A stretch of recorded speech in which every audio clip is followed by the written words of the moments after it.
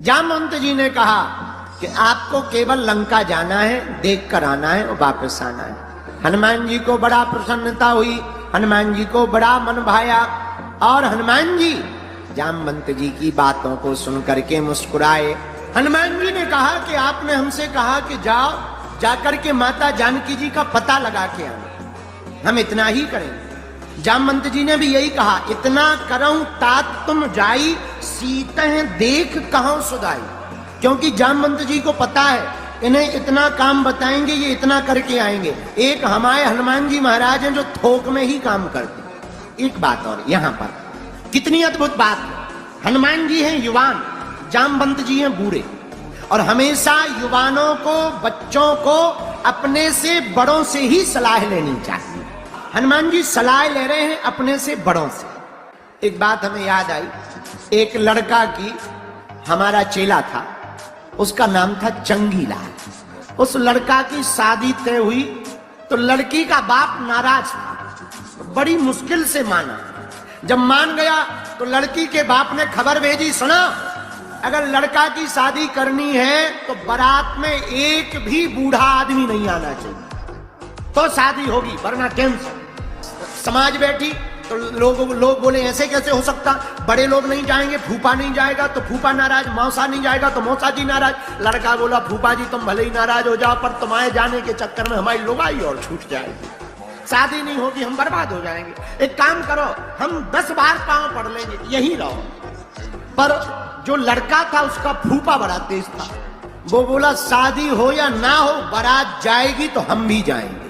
तो कहा क्या किया जाए, क्या किया जाए। यहां से पत्र भेजा कि चिंता मत करो, एक भी बूढ़ा आदमी नहीं आएगा, तुम तैयारी करो, हम बारात लेके आ रहे। इधर लड़के ने आपस में विचार किया, लड़कों ने, सब जवान थे, बोले एक ही तो जाने फूफा जी, एक काम करो, जीप में पीछे बैठा दो, ऊपर से कपड़ा धर दो, जब शादी हो जाएगी तब निकाल लेंगे, शरबत मिर्चवानी और रसगुल्ला वहीं भेज देंगे गाड़ी में।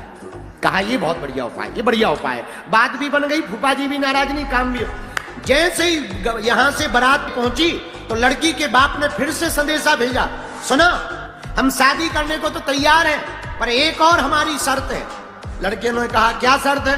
बोले हमारे गांव के बगल में जो नदी बह रही है, इसमें पानी की जगह अगर दूध की धार बहवाओ तो शादी हो। लड़के बोले ले अब हो गया कर, बड़ी आफत है, अब तो लगता है ये सब नौटंकी कर रहे हैं, शादी वादी होनी नहीं है, चलो वापस चलते हैं। जैसे ही वापस जाने के लिए कहा तो एक लड़का बोला चल तो रही है, फूफा जी काय को मर जावे, इन्हें और निकाल लो। कपड़ा हटाया, फूफा जी को निकाला, चलो फूफा जी वापस। क्या हुआ, शादी कैंसिल हो गई। बोले क्यों? तो लड़के बोले लड़की के पिता ने कहा कि हमारे गांव में जो पानी की नदी बह रही, अगर वहां दूध की नदी बहवा दे तो ही शादी होगी, नहीं तो कैंसिल है। फूफा जी बोले छोटी छोटी बातों पे बारात वापस ले जाते हैं, ये छोटी बात है, रुको खबर भेजो। लड़के बोले छोटी बात है, इतना दूध की व्यवस्था होगी कहां से?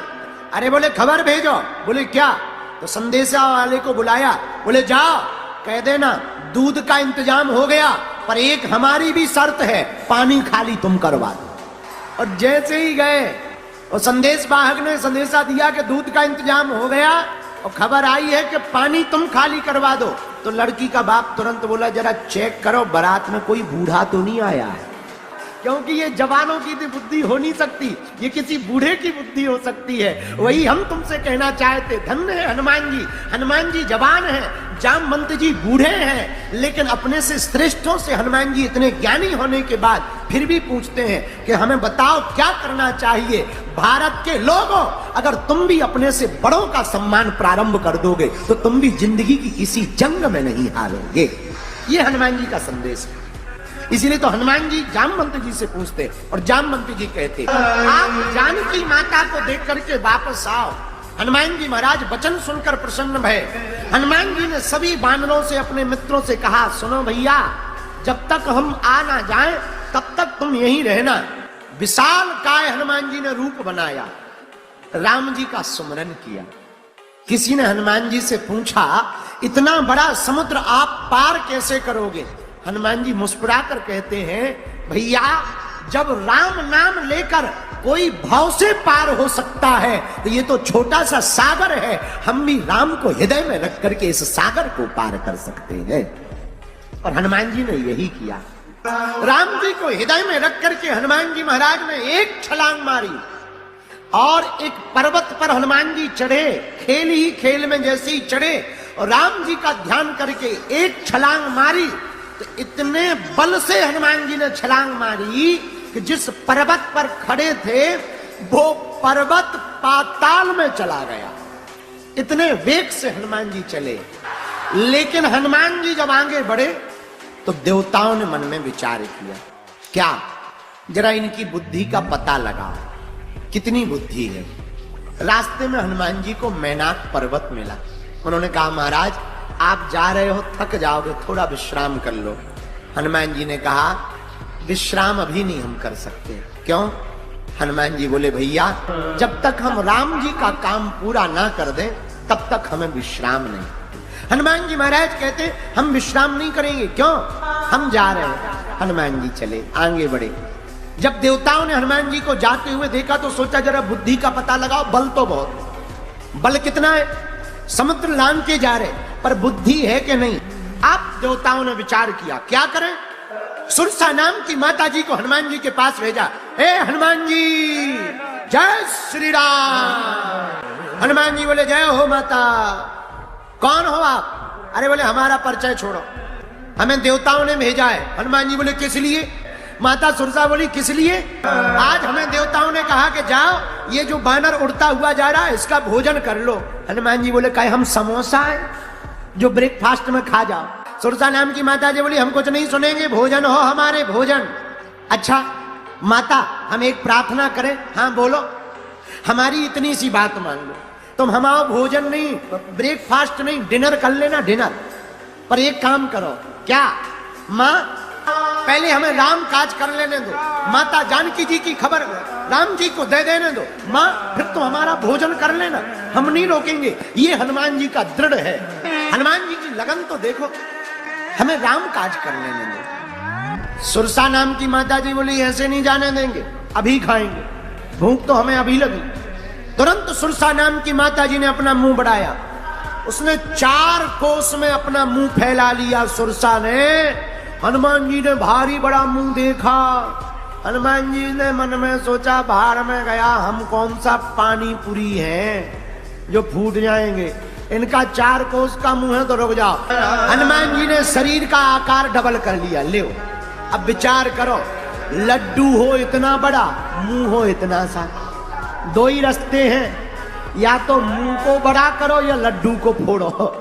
हनुमान जी ने सोचा कि हम जब इनसे डबल हो जाएंगे तो ये फोड़ तो पाएंगे नहीं। लेकिन जैसे ही डबल शरीर हनुमान जी का सुरसा माता ने देखा, 16 योजन का मुख कर लिया सुरसा ने, तो हनुमान जी भी नहीं रुके। हनुमान जी 32 के हो गए। 32 योजन का शरीर हनुमान जी ने बनाया। भैया सुरसा से नहीं रहा गया। जैसे जैसे सुरसा मुंह बढ़ाए, हनुमान जी शरीर बढ़ा ले में। सुरसा ने सीधी छलांग मारी, 100 योजन का मुख कर लिया भैया सुरसा ने। हनुमान जी ने सोचा, इसने 100 योजन का किया, अगर हमने 200 का कर लिया तो नाक राम जी के पास पहुंचेगी, कान जानकी माता के पास पहुंच जाएंगे, मामला बिगड़ जाएगा। हनुमान जी महाराज ने यहीं पर बुद्धि का प्रयोग किया। 100 योजन के मुख को जैसे ही देखा, सोई एकदम छोटे से हनुमान जी बन गए। और जैसे ही छोटे से बने तो तुरंत सुरसा के मुंह में घुस गए, प्रवेश कर गए। चेक किया लीवर ठीक है कि नहीं, फेफड़ा सुरसा के ठीक कर रहे कि काम कर रहे कि नहीं कर रहे, लंग्स बढ़िया है कि नहीं है। एक एक हनुमान जी ने चेक किया। तो एक आदमी बोला, महाराज जब वो मुंह में गए थे तब सुरसा ने मुंह नहीं बंद किया, मुंह बंद कर लेती उसका काम हो जाता। हमने कहा, ठटरी के भरे, छोटा दरवाजा जल्दी बंद हो जाता है, बड़ा दरवाजा बंद करने में बड़ी देर लगती है। वैसे ही मुंह है, छोटा मुंह जल्दी बंद हो जाता है, बड़ा मुंह बंद करने में बड़ी देर लगी। तब तक तो हनुमान जी चेकिंग करके बाहर आ गए हैं। ये हनुमान जी ने बुद्धि का प्रयोग किया। जैसे ही बुद्धि का प्रयोग किया तो बदन पयठ पुनि बाहर आवा, मांगा विदा ताहि सिर नावा। माता हम तुम्हारे भीतर भी चले गए, तुम्हारा भी वचन पूरा हो गया, हम भी बच गए। और जैसे ही इतना कहा तब सुरसा माता उनकी बुद्धि देख करके प्रसन्न हुई, दोनों हाथ उठा करके आशीर्वाद दिया। ये हनुमान जी महाराज का विवेक। मेरे पागलों, मेरे श्रोताओ, जरा देखो कितनी अद्भुत बात है। हनुमान जी के पास बल है तो बुद्धि है। यहां एक बात और जो हमें कहनी है, जिंदगी में जब सुरसा की तरह तुम्हारे सामने कोई बड़ा संकट खड़ा हो जाए ना, तब हनुमान जी से सीखना। जब सुरसा की तरह कोई बड़ा संकट खड़ा हो जाए तब हनुमान जी जैसा जीवन में प्रयोग करना। बड़े के सामने हनुमान जी छोटे बन गए। तूफान आता है, मकान उखाड़ता है, पेड़े उखाड़ता है, पर दूबा का, छोटी घास का वो बाल बांका नहीं कर पाता है। उसी प्रकार बड़े के सामने छोटे बन करके रह जाओ, तुम्हारा कोई बाल बांका नहीं कर पाएगा।